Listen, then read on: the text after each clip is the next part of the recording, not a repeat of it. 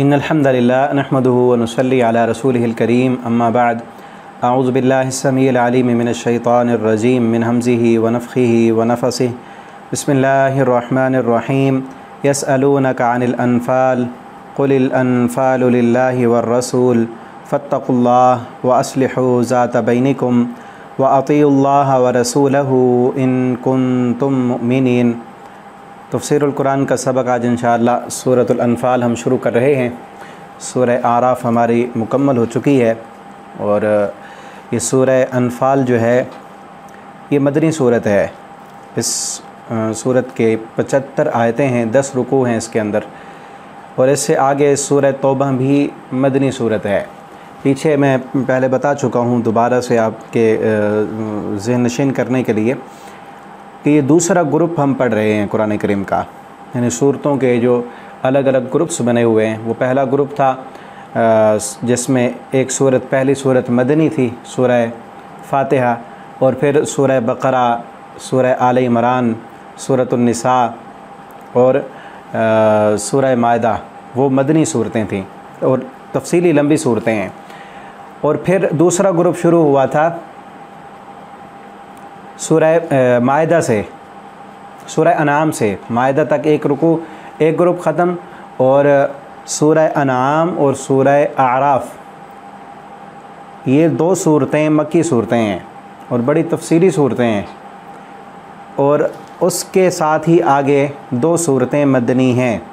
सूरह अनाम और सूरह आराफ मक्की हैं, सूरह अनफ़ाल और सूरह तौबा ये मदनी है। ये 4 सूरतों का ग्रुप है और इन चारों सूरतों का जो मज़मून है, जो पहले भी मैंने अर्ज़ किया था, पहली 2 सूरतों में जो मक्की सूरतें हैं उनमें कुरैश मक्का पर इत्माम हुज्जत कायम की गई है।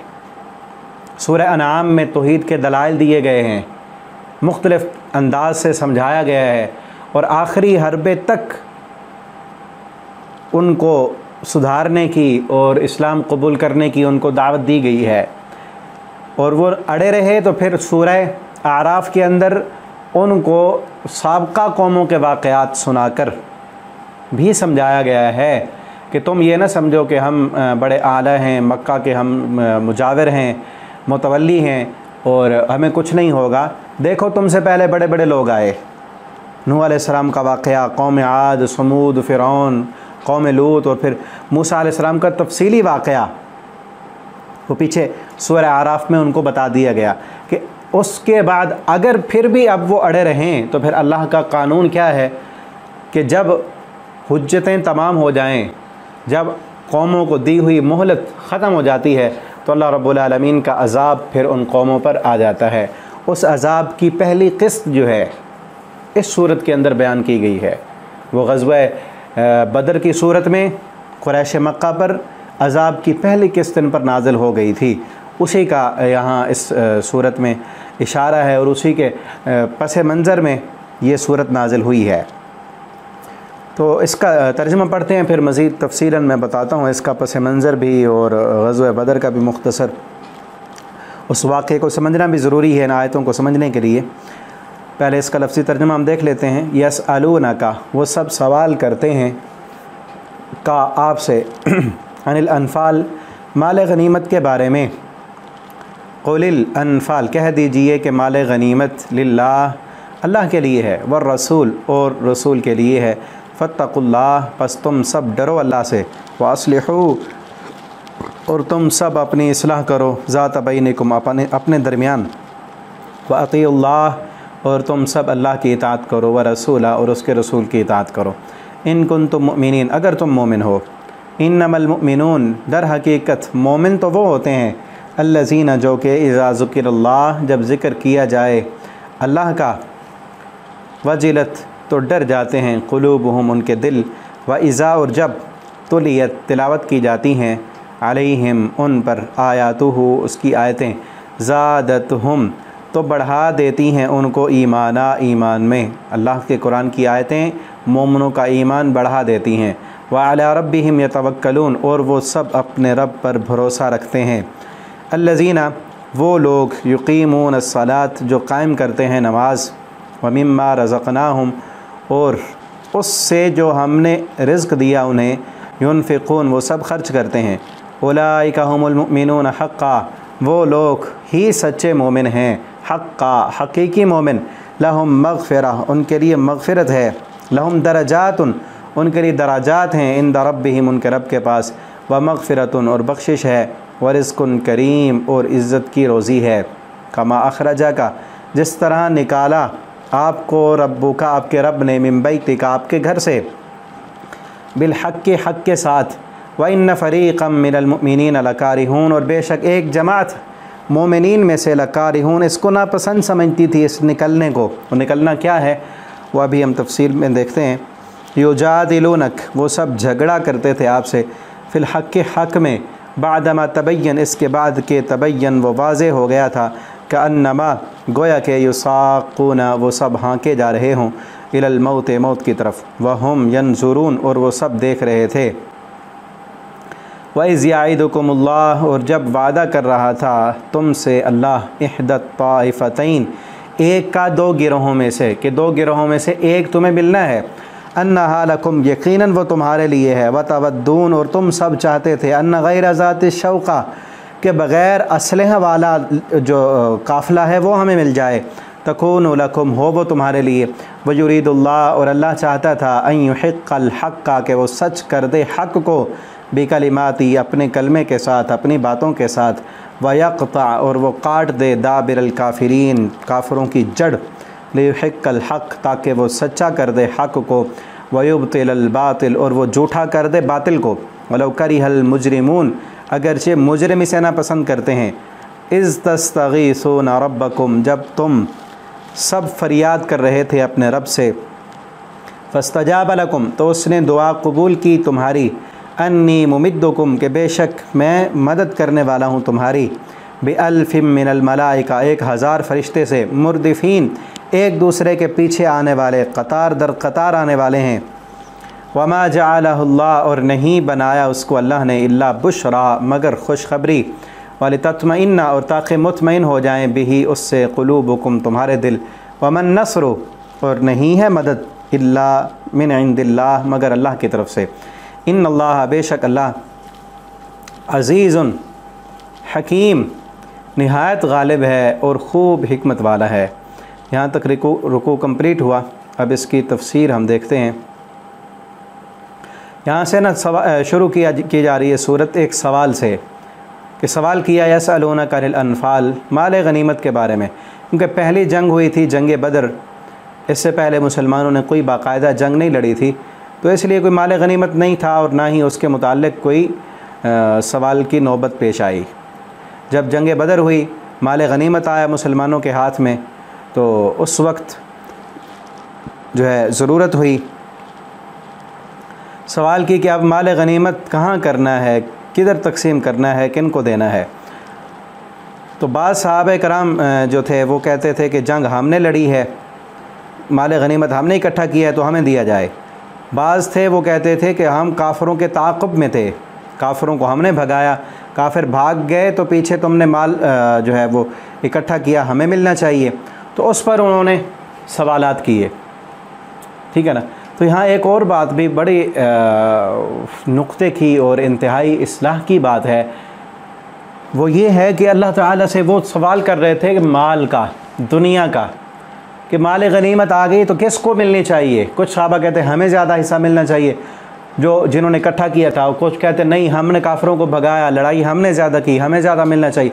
अल्लाह ताला ने क्या कहा, कुलिल अनफ़ालु लिल्लाह, कह दीजिए ये माल गनीमत जो है ही अल्लाह का, ये अल्लाह का है। और अनफ़ाल जो है ये नफल से है। हम जैसे नफल उसे कहते हैं जो फ़र्ज़ के अलावा हो, वाजिब ना हो, फ़र्ज़ ना हो। सला नमाज है, फ़र्ज़ है, फिर सुन्नतें हैं।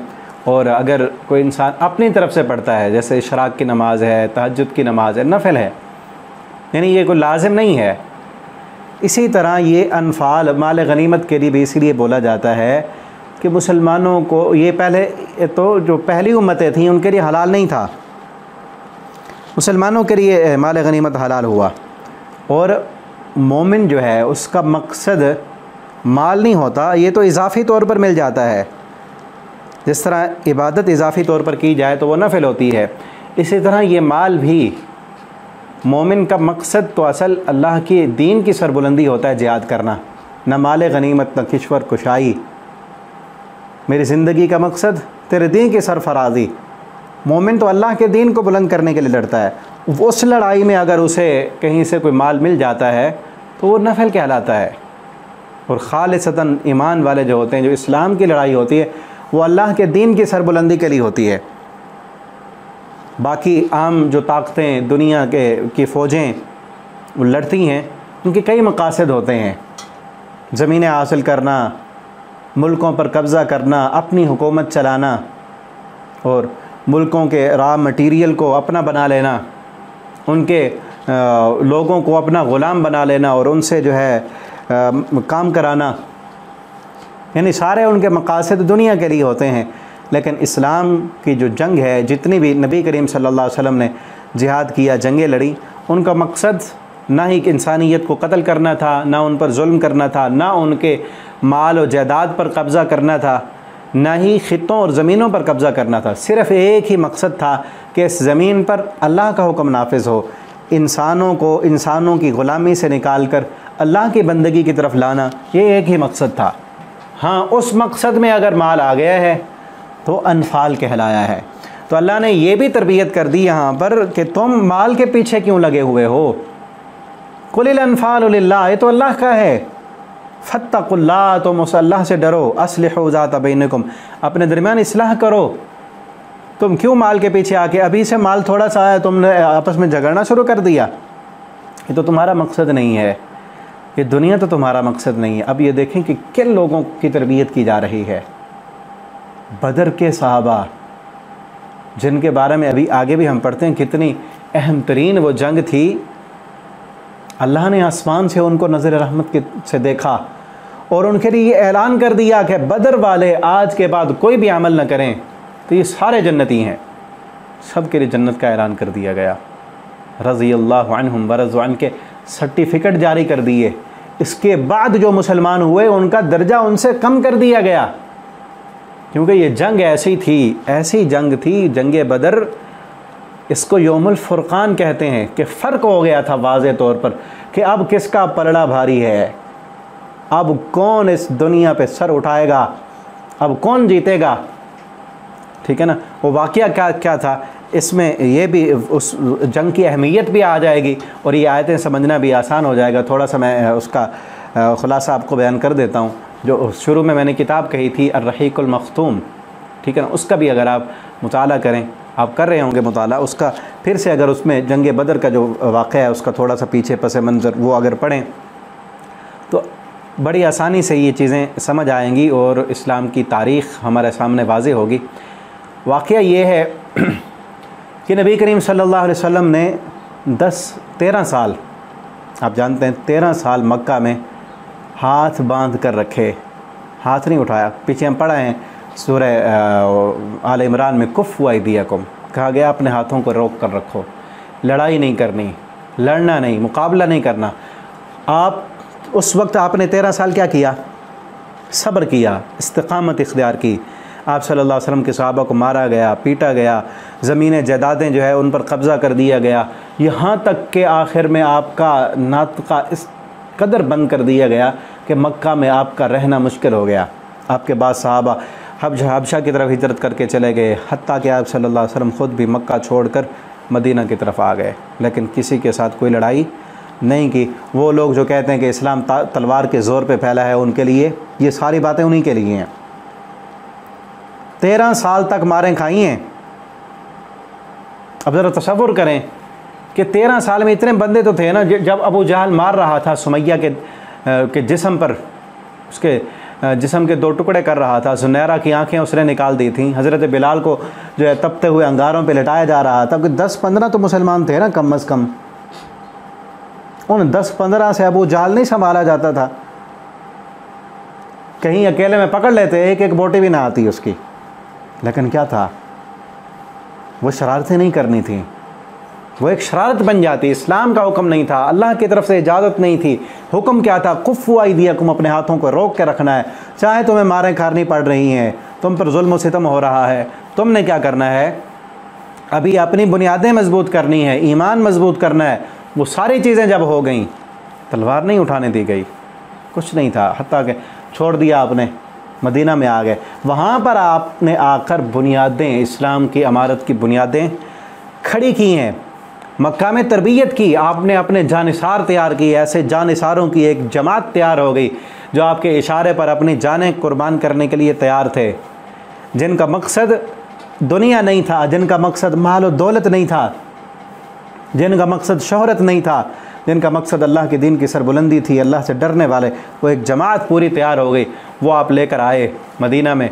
वहाँ आकर जो है इस्लामी क़वानीन और इस्लामी जो निज़ाम है उसकी बुनियादें आप सल्लल्लाहु अलैहि वसल्लम ने रखी। मस्जिद तामीर की, वो मस्जिद भी थी और मस्जिद जो है वो एक दारुल हुकूमत भी थी, एक पार्लियामेंट हाउस भी था, और वो जो है क़यामगाह भी थी सहाबा की, और ट्रेनिंग सेंटर भी था, सब कुछ वहीं होता था।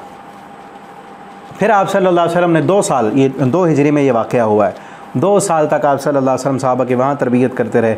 अब कुछ आप सल्लल्लाहु अलैहि वसल्लम लश्कर भी भेजते थे, काफिरों के जो है ना, मुशरिकीन मक्का के काफ़िले जाते थे मदीना के साथ से होकर, गुज़रगाह उनकी मदीना के साथ थी, शाम की तरफ जाते थे उनके तिजारती काफ़िले। अब इन लोगों ने, मुशरिकीन मक्का के पास सहाबा कराम जो अपने घरों को छोड़कर मदीना में जा बसे थे, उनके घरों पे काबिज़ हो गए। कईयों के तो सामान इन्होंने जाते हुए रास्ते में छीन लिए, उनके सामान, उनकी जायदादें, उनकी ज़मीनें, उनके कारोबार, उन सब पर यही मक्का के मुशरिक काबिज़ थे। अब उन्हीं के माल को आगे बढ़ाकर तिजारत कर रहे थे और गुज़रते थे मदीना के करीब से। आप सल्लल्लाहु अलैहि वसल्लम भेजते काफ़िलों को कि जाओ इनके काफ़िलों पर हमला करो, सहाबा कराम जाते, और कभी भेजते आप सल्लल्लाहु अलैहि वसल्लम के आप ना इनकी मक्का में जाकर इनकी नक़्ल हरकत चेक करो, ये क्या कर रहे हैं।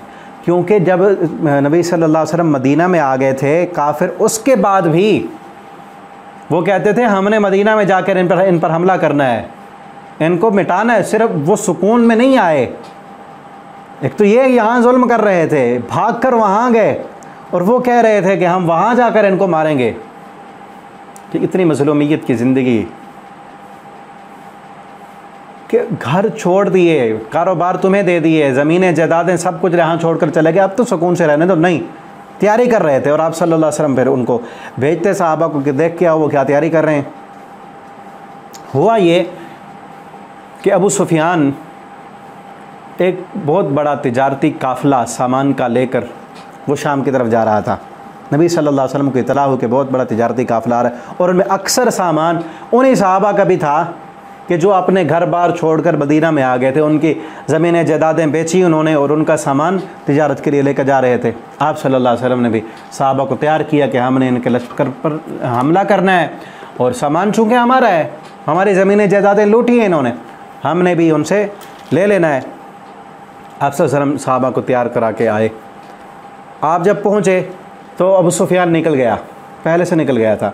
अब ये इंतज़ार मेरे कि वापस आएगा, शाम से अब वापस आएगा तो दोबारा जो है हम इस पर हमला करेंगे। जब वो वापस आने लगा अबू सुफियान, उसको पहले से ख़तरा था कि आते हुए भी इन्होंने हमला किया, अब दोबारा भी हमला करेंगे, और सामान माल तिजारत बहुत सारा था इनके पास। अब देखें ना, जो तिजारती काफ़िला है उसके पास कोई इतना ज़्यादा असला नहीं, ना इतने ज़्यादा लोग हैं, सामान बहुत ज़्यादा है। उसने जो है एक घुड़सवार भेजा मक्का की तरफ, उसने जाकर मनादी की, ऐलान किया कि तुम्हारा तिजारत का जो माल का सामान का काफ़िला है उस पर मुसलमानों ने हमला कर दी है, चलो उसकी जो है ना मदद के लिए। अब काफिरों को बड़ा गुस्सा आया कि हमारे भगोड़े, हम जिनको मारा करते थे, जिन पर हम वहाँ हमला करने की तैयारी कर रहे हैं, वो हमारे सामान को जो है लूटने की तैयारी कर रहे हैं। उन्होंने पूरी कुव्वत के साथ जो है ऐलान किए, मनादी की, असलहा इकट्ठा किया, जितना भी हो सकता था सबको मिलाया, और 1000 का लश्कर जिसमें घोड़े भी थे, ऊँट भी थे, जिसमें तीर अंदाज भी थे, तलवारें भी थी, पूरा असलहे से लैस लश्कर लेकर वो अपने काफ़िले की हिफाजत के लिए निकले। इधर से अबू सुफियान ने 2 काम की, एक तो इतला वहाँ भेजी, वहाँ से लश्कर बुलवा लिया, और दूसरा इसने जो रास्ता था वो भी तब्दील कर लिया। जिस रास्ते से आ रहा था उस रास्ते से ना आया, वो रास्ता हट कर ये दरिया के करीब चला गया और वहाँ से गुज़रता हुआ ये निकल गया। नबी करीम सल्लल्लाहु अलैहि वसल्लम अपने सहाबा को लेकर मैदान बदर में पहुँच गए, और उस वक्त अल्लाह रब्बुल आलमीन, आप सल्लल्लाहु अलैहि वसल्लम को पता नहीं था, ना ही आप जंग करने के लिए आए हैं कि तैयारी करके आते, कोई जंग का प्लान नहीं है। आप सल्लल्लाहु अलैहि वसल्लम तो अपने सहाबा को लेकर आए हैं उस तिजारती काफ़िले पर हमला करने के। लेकिन मैदान बदर में जब पहुँचे तो अल्लाह रब्बुल आलमीन ने वही की कि वो काफ़िला निकल गया है और एक और काफ़िला आ रहा है जिसके पास असलहा है, जिसके पास तीर और तलवार हैं, जिसके पास दुनिया का साजो सामान नहीं है, वो आ रहा है तुम्हारे लिए। अब दो में से एक तुम्हें मिलेगा, अल्लाह का वादा है, या तो वो माल दौलत वाला काफ़िला मिलेगा या दूसरा काफ़िला मिलेगा, और साथ अल्लाह का ये भी वादा है कि अल्लाह तुम्हें फ़तह देगा। आप सल्लल्लाहु अलैहि वसल्लम ने उस वक्त मशवरा किया सहाबा से कि क्या करना चाहिए। कुछ नए नए मुसलमान भी थे, उन्होंने कहा कि नहीं, हम तो माल और दौलत लेने के लिए आए थे, हम उसी काफ़िला जो बच कर निकल गया उसी का पीछा करते हैं, उसी का पीछा करते हैं। जो ईमान वाले थे, पुराने सहाबा जिनकी तरबियत हो चुकी थी, उन्होंने क्या कहा, अल्लाह के पैगम्बर आपका जो हुक्म होगा हम वही करेंगे, हम वही करेंगे। बल्कि वो काफ़ी हदीस की किताबों में तकरीरें भी हैं, सहाबा कराम ने वहाँ पर बड़ी जोशीली तकरीरें की।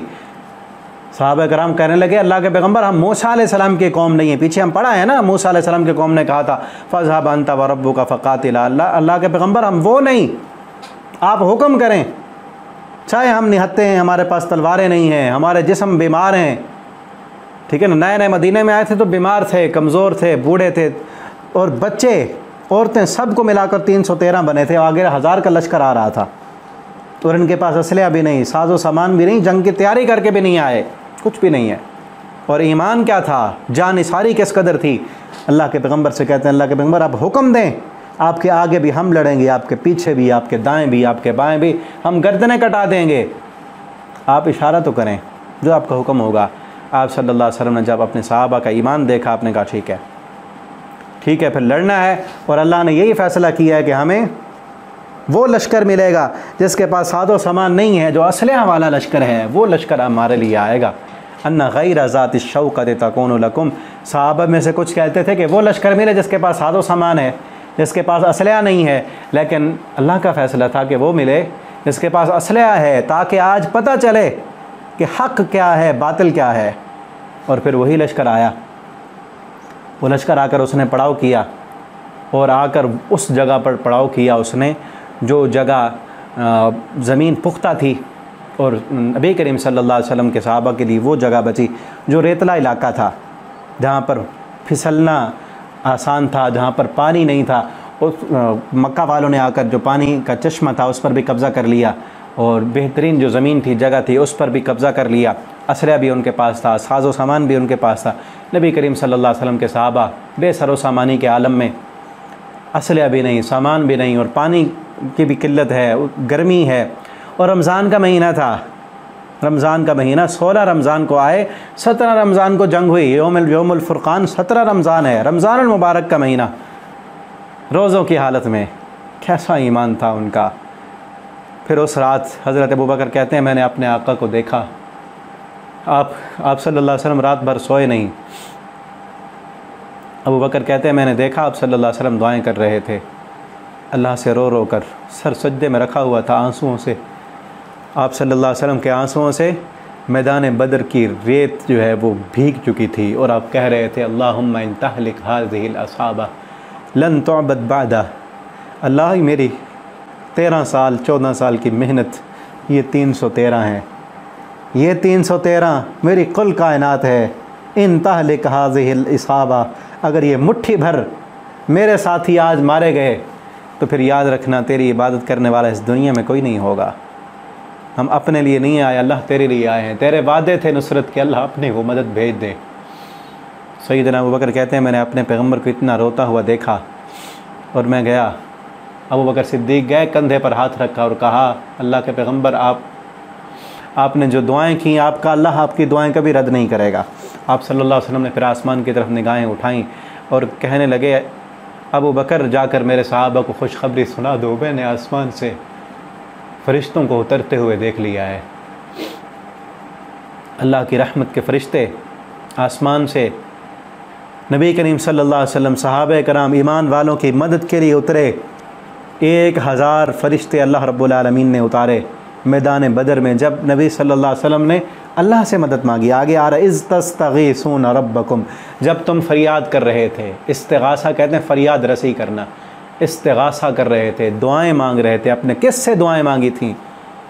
किससे दुआएं? आज कलमा पढ़ने वालों ने गौसे आज़म किसी और को बनाया हुआ है। इस्तगीसून रब्बकुम, जब तुम इस्तिगासा कर रहे थे, फरियाद कर रहे थे अपने रब से, और तुम्हारे रब ने कहा था अन्नी मुमिद्दुकुम बिअल्फिम मिनल मलाइका, मैं तुम्हारी मदद करूँगा 1000 के लश्कर के साथ। नबी सल्लल्लाहु अलैहि वसल्लम ने फरमाया था उस वक्त, अम्मन युजीबुल मुस्तर्रा इज़ा दआ, कौन है जो बेकस मुसीबत में फंसे हुए इंसानों की मदद करने वाला है? कौन है? मुसीबत थी ना, परेशानी थी, बेसरो सामानी है। और सहाबा 313, आगे 1000 का लश्कर, ये बेसरो सामानी वाले, बुखारों के मारे हुए, बूढ़े, कमज़ोर, बच्चे। किसी के पास तीर है तो तलवार नहीं है, किसी के पास तलवार है तो बचाव के लिए ढाल नहीं है, किसी के पास ढाल है तो तलवार नहीं है, किसी के पास तीर है तो उस तीर को रख कर मारने के लिए कमान नहीं है, किसी के पास कमान है तो तीर नहीं है। सब बेसरो सामानी के आलम में आगे से काफिर पूरी तरह असलहे से लैस और पूरी जंग की तैयारी किए हुए, 1000 घोड़े भी उनके पास, तीर और तलवार भी उनके पास, साजो सामान के उनके पास, पानियों पे काबिज, चश्मों के मालिक। आप सल्लल्लाहु अलैहि वसल्लम कभी अपने सहाबा को देखते, कभी उनको देखते, और फिर आसमान की तरफ निगाहें उठी और दुआएं की। अल्लाह ने आसमान से फरिश्ते भेजे, मदद की, और ऐसी मदद की कि सहाबा कहते हैं हम अभी काफिर के करीब पहुंचते थे, तलवार उठाकर उसकी गर्दन पहले कट चुकी होती, हमें ऐसा लगता किसी और ने मार दिया है इसको। और किस तरह फिर आज़ाब की पहली किस्त इन पर नाजिल हुई कि 70 मारे गए, और वो 70 जो बड़े बड़े सरगन्ने थे, बड़े बड़े सरदार थे, बड़े बड़े सरदार। अबू जहल मारा गया, उमैया बिन खल्फ मारा गया, उतबा, शैबा, बड़े बड़े इनके सरदार मारे गए जो अपने आप को कुफ्र के इमाम कहते थे। 70 की गर्दनें कटी, और आप सल्लल्लाहु अलैहि वसल्लम ने इनको घसीटा, बदर के कुएं में डाला और फरमाया कि सुनो, बताओ, अब 13 साल तक तुमको समझाया है और तुम कहते थे अल्लाह का अज़ाब कहाँ है क़यामत, अब आ गई। पिछली 2 सूरतों में पढ़ते आ रहे हैं ना, बार बार वो कहते थे कब आएगी क़यामत, कहाँ है अज़ाब, किधर है। नबी सल्लल्लाहु अलैहि वसल्लम ने इनको डाला बदर के कुएं में और कहा कि बताओ अब हो गई ना पूरी। सहाबा करम कहने लगे अल्लाह के पैगंबर ये तो मुर्दा हैं, ये क्या सुन सकते हैं। आप सल्लल्लाहु अलैहि वसल्लम ने फरमाया अल्लाह ने इनको अभी मेरी आवाज़ सुनवाई है ताकि इनकी नदामत और शर्मिंदगी में और इजाफा हो, इनको पता चले दुनिया में हम क्या करते रहे। ठीक है ना। तो ये इस सूरत का पस मंज़र है। इस पस मंज़र में ये पूरा वाक़या हुआ, और ये वाक़या यौमुल फ़ुरक़ान के नाम से याद किया जाता है कि इसके बाद क़ुरैश मक्का का जो बड़ा रौब था, दबदबा था पूरे अरब पर, वो बिल्कुल पस्त हो गया। उनकी हवा जिस भरी हुई थी ना गुरूर और तकब्बुर और घुमंड की, वो हवा निकल गई इनकी, लेकिन थोड़ी बहुत रह गई। आगे 2-4 जंगें और भी हुई, वो आगे आएगा। लेकिन 70 मारे गए, और 70 को नबी सल्लल्लाहु अलैहि वसल्लम ने कैदी बना लिया। और किस कदर यानी ईमान ही था ना, सिर्फ ईमान की क़ुव्वत और ताकत थी, अल्लाह की मदद थी, बज़ाहिर तो कुछ भी नहीं था ना। आप देखें 1000 का लश्कर, और उसके पास असलहा भी, तलवारें भी, जंग की तैयारी भी, और इधर 313 वो भी बूढ़े कमज़ोर, और तैयारी करके भी नहीं आए। लेकिन ईमान, अल्लाह की मदद से अल्लाह रब्बुल आलमीन ने फ़तह दे दी। ठीक है ना। और उस फ़तह के बाद साहबा कराम अगर उस सामान के मुतालिक सवाल किया, माल गनीमत के मुतालिक, तो अल्लाह ताला ने फरमाया तुम्हारा ईमान तो अल्लाह के लिए था, ये मिल गया है, ये अल्लाह के और उसके रसूल का है, वो जिसको चाहेंगे देंगे, जिसको चाहेंगे देंगे। तुमने क्या करना है? अल्लाह की फरमाबरदारी करनी है, अल्लाह से डर जाना है। वास्लिहू ज़ात बैनिकुम अतीउल्लाह व रसूला, अल्लाह और उसके रसूल की तुमने इताअत करनी है। और आगे मोमिनीन की सिफ़तें बयान की गई कि मोमिन तो वो हैं, ईमान वाले कौन हैं? इज़ा ज़ुकिरल्लाहु वजिलत क़ुलूबुहुम, जब उन पर अल्लाह का जिक्र किया जाता है उनके दिल डर जाते हैं, अल्लाह की याद आती है, अल्लाह के अज़ाब याद आते हैं, वाजिलत क़ुलूबुहुम, दिल डर जाते हैं कि कहीं नाफरमानी की तो अल्लाह ने जहन्नम तैयार की है। इन्न बत्श रब्बिका लशदीद, उसकी पकड़ बड़ी सख्त है। जब अल्लाह के अज़ाबों का तज़किरा होता है और जहन्नम का तज़किरा होता है, कब्र के अज़ाब का तज़किरा होता है, वाजिलत क़ुलूबुहुम, उनके दिल डर जाते हैं। वइज़ा तुलियत अलैहिम, जब आयतों की तिलावत की जाती है उन पर, ज़ादतहुम ईमाना, उनका ईमान और बढ़ जाता है। व अला रब्बिहिम यतवक्कलून, अपने रब पर तवक्कुल करते हैं। हम भी अपने आप को देखें कि जब अल्लाह का ज़िक्र होता है, कुरान हम पढ़ते हैं, अल्लाह के अज़ाब, अल्लाह की वईदें, जहन्नम के तज़किरे, जहन्नम की होलनाकियाँ, क्या हमारा भी दिल डरता है? जब कुरान की आयतों की तिलावत होती है, वजिलत क़ुलूबुहुम, क्या हमारे ज़ादतहुम ईमाना, ईमान में इजाफ़ा होता है? अपने आप को चेक किया करें अकेले बैठकर। इस तरह ये हम पढ़ रहे हैं कुरान की तफसीर, क्या ये पढ़ते हुए ईमान बढ़ता है? कैफियत कुछ और चेंज होती है? दुनिया में जब जाते हैं कैफियत बदल जाती है। जब हम दीन की मजलिस में आएँ, दीन की महफ़िल में आएँ, कुरान पढ़ें, गौर करें इस पर, नबी सल्लल्लाहु अलैहि वसल्लम की सीरत पढ़ें, आपके सहाबा के वाक़यात पढ़ें, तो ईमान बढ़ जाता है। ये ईमान की निशानी है। ईमान कोई सूखी लकड़ी का नाम नहीं है कि जो एक ही जगह पे रहे। ईमान एक जानदार पौधे का नाम है जो बढ़ता भी है, कभी कम भी हो जाता है। गुनाह करने से, दुनिया की तरफ जाने से ईमान कमज़ोर हो जाता है, और अल्लाह का कुरान पढ़ने से, अल्लाह रब्बुल आलमीन का ज़िक्र करने से, दीन की मजलिस और महफ़िल में जाने से ईमान बढ़ जाता है। ईमान तनावर दरख्त है, जिसके मुताल्लिक़ सूरह इब्राहीम में कहा गया कि जिसकी जड़ें ज़मीन में मज़बूत हैं, व फ़रउहा फ़िस्समा, और उसकी शाखें जो हैं वह आसमान में बुलंद हैं। ये ईमान है। अपने ईमान को मज़बूत करें, और ईमान मज़बूत होता है अल्लाह का ज़िक्र करने से, कुरान की आयतें पढ़ने से। वाला रब्बी में तवक्कलून, अपने रब पर तवक्कुल और भरोसा करते हैं। अल्लाह पर भरोसा और तवक्कुल हो तो ईमान ज़्यादा होता है। ये सारा भरोसा और तवक्कुल ही था ना कि मैदान बदर में जंग जीत गए। अल्लज़ीना युक़ीमूनस्सलात, अगली सिफ़ात मोमिनों की, ईमान वालों की क्या है? युक़ीमूनस्सलात, नमाज़ कायम करते हैं। व मिम्मा रज़क़नाहुम युनफ़िक़ून, जो हमने रिज़्क़ अता किया, उनका अपना नहीं है, हमने दिया, उसमें से ख़र्च भी करते हैं। तो ये भी देखें, क्या नमाज की पाबंदी करते हैं? यकीमून, कायम करने का माना होता है वक्त पर पढ़ना, सुन्नत के मुताबिक पढ़ना। नमाज वक्त पर पढ़ें और सुन्नत के मुताबिक पढ़ें। पढ़ना नहीं है, कायम करना है, ठीक है ना। ये यकीमों का जो लफ्ज़ है ना, शायद पहले भी मैंने बताया हो, ये इकामा से, इकामा अरबी में लफ्ज़ बोलते थे, अरबी इकामतुल ऊद। इकामतुल ऊद वो तीर के लिए कहते थे कि ये तीर जो है, इस तीर की लकड़ी को जो सीधा करो, तीर को सीधा करोगे। अगर तीर सीधा ना हुआ, थोड़ा सा टेढ़ा हो गया, तो अपने हदफ पर नहीं जाएगा। ये बिल्कुल सीधा होगा तो फिर हदफ पर जाएगा। उसी से लफ्ज़ यकीम के, इस नमाज को भी सीधा करना है, वक्त पर भी हो और रसूलुल्लाह की सुन्नत के मुताबिक भी हो। इस तरह तीर अगर टेढ़ा हुआ तो अपने हदफ तक नहीं जाएगा। इसी तरह नमाज भी अगर सुन्नत के मुताबिक सीधी ना हुई तो इसका भी फ़ायदा नहीं होगा। और हम ये भी देखें कि हम अल्लाह के दिए हुए रिज़्क़ में से कितना ख़र्च करते हैं और कहाँ ख़र्च करते हैं, जो अल्लाह ने हमें दिया। ये भी जहन में रखें कि हमारा कुछ भी नहीं है, ठीक है ना। लिल्लाहि मीरासुस समावाति वल अर्द, अल्लाह की है वरासत, ज़मीन और आसमान सब कुछ अल्लाह का है। अल्लाह ने हमें दिया है और ये देकर आजमाया है कि मेरे दिए हुए में से मेरे दीन पर भी खर्च करते हैं या नहीं करते। अल्लाह ताला ये सारी सिफ़ात हमें अपनाने की तौफ़ीक दें कि हम कुरान की तिलावत करें, अल्लाह की याद में हमारे दिल डरें, कुरान की तिलावत करने वाले हों, अल्लाह पर तवक्कुल और भरोसा करने वाले, नमाज़ पढ़ने के अल्लाह में तौफ़ीक दें, अपने दिए हुए माल में से अल्लाह में ख़र्च करने वाला बना दें। उलाइका हुमुल मुमिनूना हक़्क़ा, ये सच्चे मोमिन हैं, ये असल मोमिन ये हैं जिनके दिल में माल की मोहब्बत नहीं है, जिनके दिल में अल्लाह का डर है, जो अल्लाह पर तवक्कुल और भरोसा करते हैं, जो नमाज कायम करते हैं, अल्लाह के दिए हुए रिज़्क़ में से खर्च करने वाले हैं, जिनका भरोसा और तवक्कुल अपने जेब पर, पैसे पर, हालात और असबाब पर नहीं, अल्लाह की ज़ात पर है। मोमिन वो हैं। यहाँ शुरू में भी मोमिनों की सिफ़ात हैं, सूरत के आखिर में भी कुछ आएंगी। लहुम दरजातुन इंद रब्बिहिम, इनके लिए दरजात हैं इनके रब के यहाँ, बख्शिश भी है और बड़ी इज़्ज़त वाली रोज़ी है।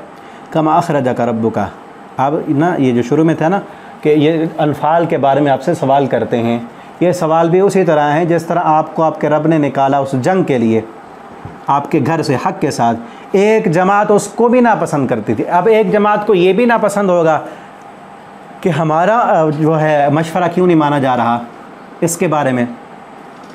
माल गनीमत, माल अनफाल के बारे में हमारा मशवरा क्यों नहीं माना जा रहा? उस वक्त भी एक जमात का ये था कि हमने जो है वो गैर ज़ात शौका, जो बग़ैर असले वाली जमात है, लश्कर है, जिसके पास काफरों का सामान है, उस पर उसका पीछा करें, इस असले वाली जमात के साथ लड़ाई ना करें। अब अल्लाह ताला का हुक्म क्या था, नबी सल्लल्लाहु अलैहि वसल्लम का हुक्म क्या था कि इन्हीं से लड़ना है। अल्लाह ने फिर किस तरह नतीजे दिखाए तुम्हें? अगर तुम अपने ईमान पर डटे, अल्लाह पर तवक्कुल किया, ज़ाहिरी असबाब को नहीं देखा, तो यहाँ ये तरबियत की जा रही है कि मोमिन का काम ये नहीं है कि वो अपनी बात मनवाए। एक बात हर इंसान की अकल में नहीं आ सकती, आपकी अकल में नहीं आती, तो इंतज़ामी ज़िंदगी में जो अमीर है उसकी इताअत लाज़िम है। अब हर एक की मानते रहें तो फिर तो डिसिप्लिन ख़राब होगा। हर बंदा कहेगा कि मेरा मशवरा नहीं माना गया। हर एक इंसान की अपनी अपनी सोच होती है, ठीक है ना। ये ज़रूरी नहीं कि हर इंसान गलत हो, अच्छा भी हो सकता है, उसकी सोच अच्छी भी हो सकती है, लेकिन उसके मुताबिक अच्छी है ना, उससे आला जहन भी हो सकता है, उससे अगली सोच भी हो सकती है। अब ये अभी जो वाक़या मैंने बयान किया कि एक तरफ सादो सामान वाली जमात थी, बज़ाहिर देखने में तो सामान उनके पास है, असलहा नहीं है उनके पास, लड़ें और माल हासिल करें, वापस आ जाएं। इनके पास असलहा है, लड़ाई है, यहाँ तो मर जाने का ख़तरा है, कट जाने का ख़तरा है। लेकिन ये छोटा मकसद था दुनिया का। अल्लाह की नज़र में मकसद कुछ ऊँचा था। अल्लाह पूरी दुनिया के सामने दिखाना चाहते थे कि अब जो है वो 13 साल 14 साल हो चुके हैं, इस्लाम दबा दबा सा है, इस्लाम की क़ुव्वत और ताकत उभर कर नहीं आई और काफिर ज़ोरावर हैं। अल्लाह रब्बुल आलमीन हक़ को गालिब करना चाहते थे, हक़ को सच्चा करके दुनिया के सामने दिखाना चाहते थे, और अब वक्त आ चुका था कि बातिल को बातिल करके दिखा दें और दुनिया वालों के सामने पता चल जाए कि किन का पल्ला भारी है, अल्लाह की मदद किन के साथ है, असल ईमान वाले कौन हैं, सच्चे कौन हैं और झूठे कौन हैं, हक़ वाले कौन हैं और बातिल परस्त कौन हैं। अल्लाह ये हक़ और बातिल के दरमियान पूरी दुनिया के सामने फ़र्क वाज़े करना चाहते थे, ठीक है ना। इसी तरह माल गनीमत तुम्हारे लिए, तुम्हारे दिल में क्या है? तुम चाहते हो कि हमें मिल जाए, दुनिया की मोहब्बत निकाल दो। मोमिन का जीना दुनिया में तो दुनिया के लिए है ही नहीं, अल्लाह के लिए है। तुम अल्लाह और उसके रसूल की फर्माबरदारी करो, ये माल और दौलत की मोहब्बत आनी ही नहीं चाहिए। मिल जाए तो आ गया। यहाँ से ये तरबियत की जा रही है कि ईमान वाला जो है उसकी दुनिया, उसका मकसद दुनिया में रहना, दुनिया नहीं होता, माल नहीं होता, असबाब नहीं होते। वो ज़रूरत के तहत उसे इस्तेमाल करता है। आ गया तो ठीक है, नहीं आया तो नहीं आया। उसकी ज़िंदगी का मकसद अल्लाह के दीन की सरबुलंदी होता है, उसकी ज़िंदगी का मकसद अल्लाह को राज़ी करना होता है, ठीक है ना। जिस तरह आपको आपके रब ने निकाला, एक गिरोह उसे भी नापसंद करता था, वो आपसे झगड़ रहे थे हक़ में, ये नहीं कि वो बातिल पर थे। मैंने अभी जैसे कहा कि हर इंसान अपनी सोच के मुताबिक सोच रहा है, और जो मुजादला होता है वो दलील के साथ लड़ना होता है, दलील के साथ बहस व मुबाहसा करना। बाद इसके हक़ वाज़े हो गया। वो ऐसे थे, कुछ लोग जो नए नए ईमान वाले थे, वो ऐसे जा रहे थे जिस तरह वो मौत की तरफ धकेले जा रहे हैं। पता था आगे 1000 का लश्कर है, तीर और तलवार उनके पास है, हमारे पास कुछ भी नहीं। और फिर अल्लाह ने तुमसे वादा किया था कि एक गिरोह मिलेगा, वो एक गिरोह मिला, वाक़या मैं पहले बता चुका हूँ आपको। और तुम चाहते थे वतवद्दून, तुम चाहते थे अन्ना गैर ज़ाति शौका, जबकि जो असलहे के बग़ैर है, कांटे, जो कांटे वाला, बग़ैर कांटे वाला लश्कर है, यानी जिसके पास तीर और तलवार नहीं है, जो सादो सामान वाला काफ़िला है, वो मिले हमें। लेकिन वतकून लकुम, वो तुम्हारे लिए हो। और अल्लाह चाहता था कि हक़ सच हो जाए, हक़ को यहाँ गालिब करके दिखा दें अपने कलमे के साथ, और बातिल की जड़ को काट दें। काफ़िलों की जड़ कट गई। बड़े बड़े इनके जो सरगने थे, अबू जहल जिसने कई मुसलमानों को जो है मारा था, पीटा था, मारा गया। और कैसे मारा?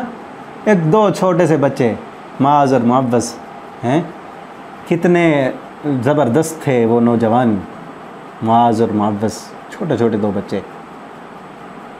क्या माँ ने उनकी तरबियत की थी। अफ़रा नाम था उनकी माँ का। अफ़रा, तेरी कब्र पे अल्लाह की करोड़ों रहमतें हों। अपने बच्चों की कैसी तरबियत की। मैदान बदर में आए, माँ से सुना कि अबू जहल नामी एक बंदा है, हमारे आका को गालियाँ देता है।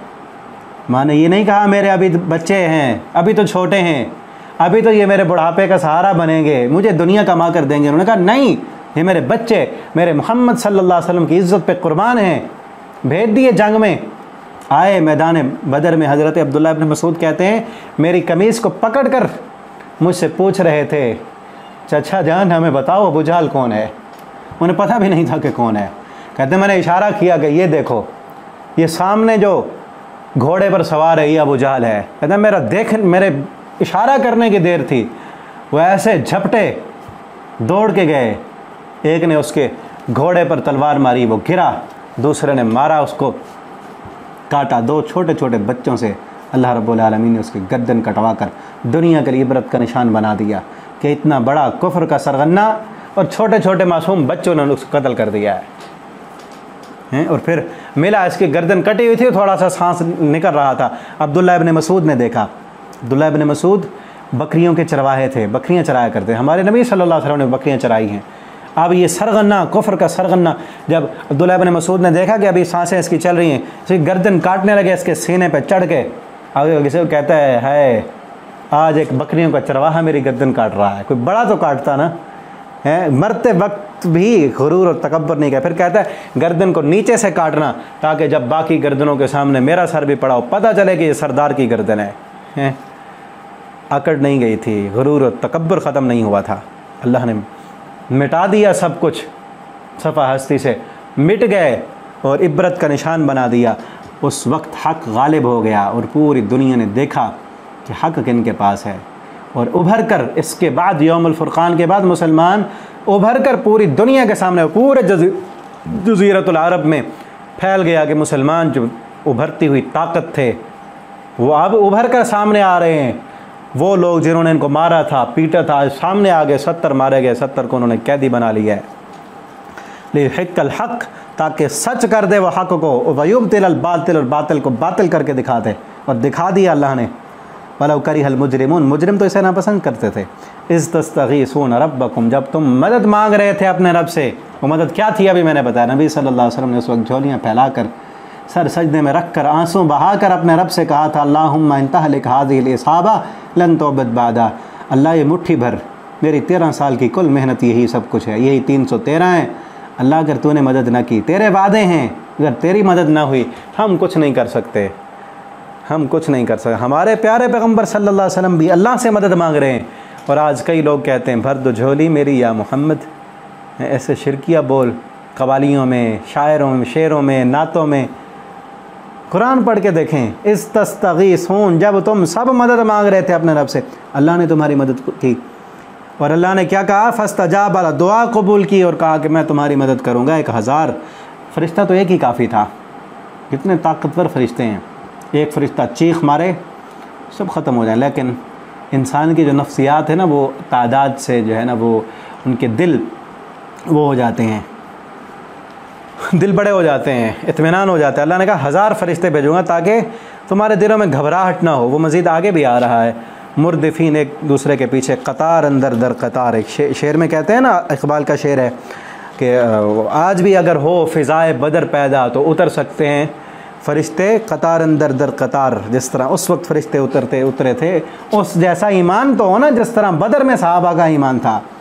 और नहीं बनाया इसको इन वमा जअलहुल्लाहु इल्ला बुशरा, ये जो 1000 फरिश्ते थे ये सिर्फ खुशखबरी थी और ताकि तुम्हारे दिल मुतमईन हो जाएं, तुम्हारे दिलों के इत्मीनान के लिए था। वमन नस्र इल्ला मिन इंदिल्लाह, मदद तो अल्लाह की तरफ से थी। यहाँ भी तुम्हारा अक़ीदा ना बिगड़ जाए कि फ़रिश्तों ने मदद की है। मदद करने वाली ज़ात अल्लाह की है, फ़रिश्ते सिर्फ तुम्हारे दिल को तसल्ली देने के लिए भेजे हैं। वमन नस्र इल्ला मिन इंदिल्लाहिल अज़ीज़ुल हकीम, मदद अल्लाह की तरफ से है जो गालिब है, हिकमत वाला है, उसी से मदद मांगो। फ़रिश्तों से भी मदद नहीं मांगनी, ये ज़ाहिरी असबाब हैं। फ़रिश्ते आए तुम्हारे दिल को तक़वियत देने के लिए, तुम्हारे दिलों के इत्मीनान के लिए। मदद करने वाली ज़ात अल्लाह की है, बग़ैर फ़रिश्तों के भी कर सकता है। उसने पहले परिंदे भेजकर इस बैतुल्लाह की मदद की थी, वो वाक़या याद नहीं?